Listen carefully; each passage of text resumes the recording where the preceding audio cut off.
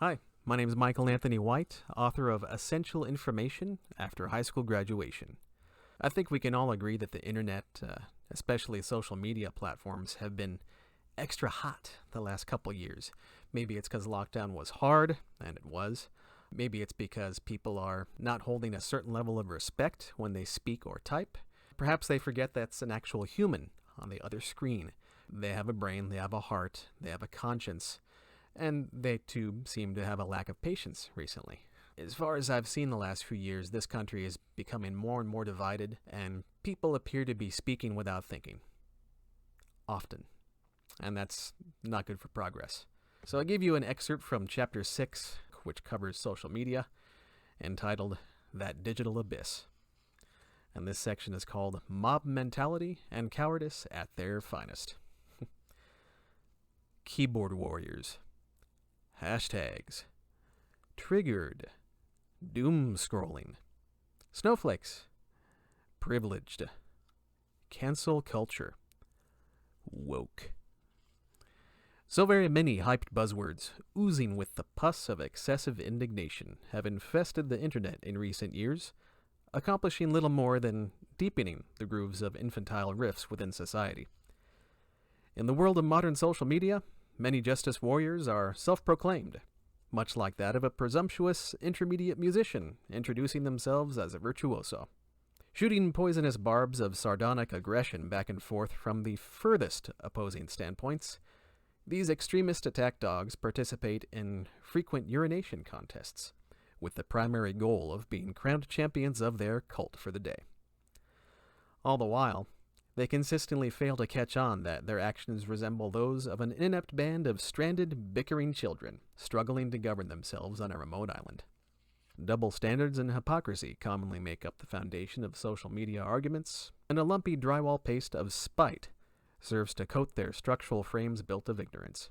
Easily triggered when confronted with facts and objectivity, these martyrs are quick to methodically utilize their trade tools of redirection, misdirection, and blame games as to distract from their lack of expertise on every topic of consequence.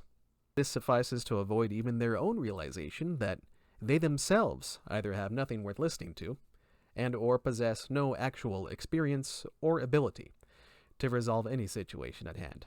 Quite like televised political debates. It's all a fine treat, but it doesn't stop there. If for some reason anybody finds a few brief seconds to drop even nominal facts or snippets of respectable science to these types, they'll be quick to delete those comments and block that person from their page. It's much easier to hide from reality and reason than to confront them, isn't it?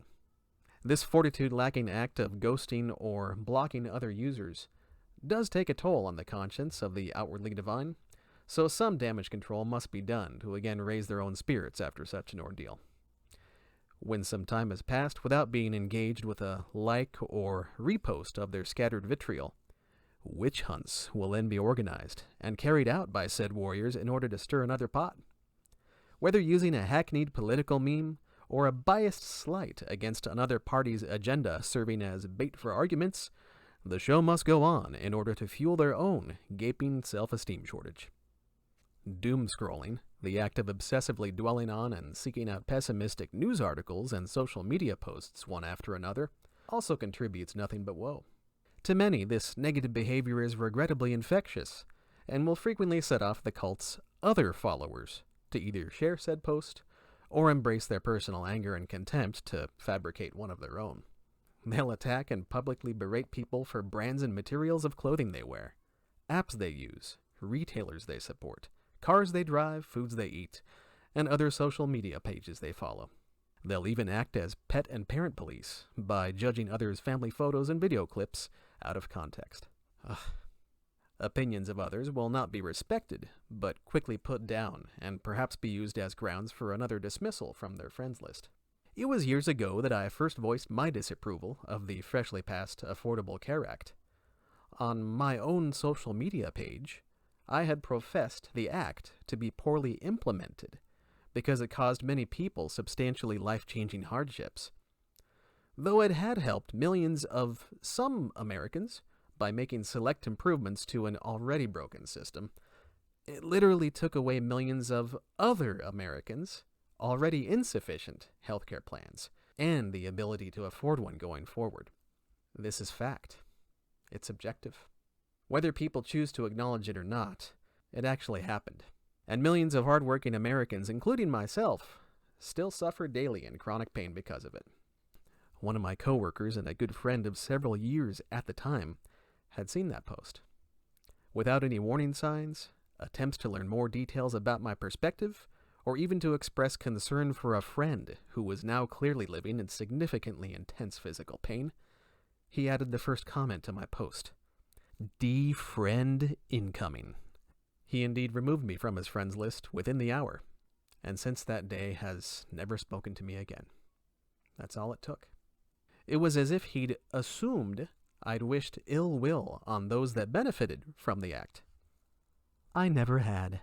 My phone and text inquiries as to what it was that caused him to cut ties with me so abruptly went unanswered.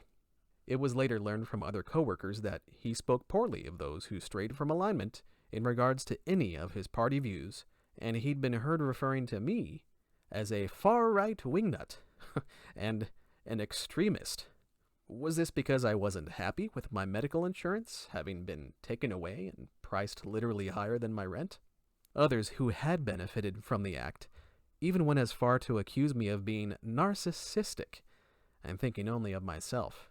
In psychology, that's known as projecting. I didn't understand where any of this was coming from, but it absolutely revealed how they themselves regarded the suffering of others. A number of years after that unfriendly fallout, a certain Republican-elect had adopted the regular practice of taking to social media to spout off in a belligerent, childish manner. It continued frequently to the point of their being banned from the privately owned platform. This is fact. It's objective. Whether people choose to acknowledge it or not, it actually happened. And the people suffered further polarization while the perceived impression of the average American by other countries went further into the toilet because of it. Ask around. When I'd posted that this politician's behavior and the whole ordeal itself was an embarrassment, I was suddenly accused of being a crazy anti-conservative liberal who was apparently against freedom of speech. It was as if they assumed I was glad he'd been censored and that I was against people being able to speak their mind. I am not. These were more ignorant assumptions. I'm strongly against censorship. After all, the identity of a fool is most easily revealed by their own tongue. I'm registered as nonpartisan. In a variety of elections, I've voted for some Democrats, some Republicans, independents, libertarians, socialists, and even those from the Green Party. I vote by the individual, not the confounded party letter next to their name. Why had I been filed away as a far-right wingnut by one and a crazy anti-conservative liberal by another? One can't truly be both, but one can certainly be neither. This accusatory behavior isn't unheard of. In fact, it's rather common. If those who have become extreme party loyalists wish to remain within their cultist circles of praise, they must remain concretely devout. Any who stray from, disagree with, or disapprove of any element of their party representatives' agendas shall be socially targeted and verbally attacked with the full fervor of the cult, and quickly labeled one of them, a member of the opposing primary party, the enemy. They shall abide no instances of individual thought. Any possible reality of other voters expressing open-minded thinking, without allowing a political party to dictate their every move, may possibly shatter these loyalists' fragile world of insecurity. You must be labeled one or the other. This act of baiting and berating others on a gut reaction has seemingly become an online sport over the years, fueling egos and inciting fiery feuds that only result in reinforcing oppositions. Social media, heck, all of the media has been a hot zone for far too long. Lack of both patience and clarity within communications doesn't help. Hashtags are a painful example of this. I'm not saying they can't serve a positive purpose. They increase visibility of posts and blogs, and can circulate healthy topics and ideas. They can also spread fear, incite mob mentality, cause confusion, and separate the people, with excessively vague taglines.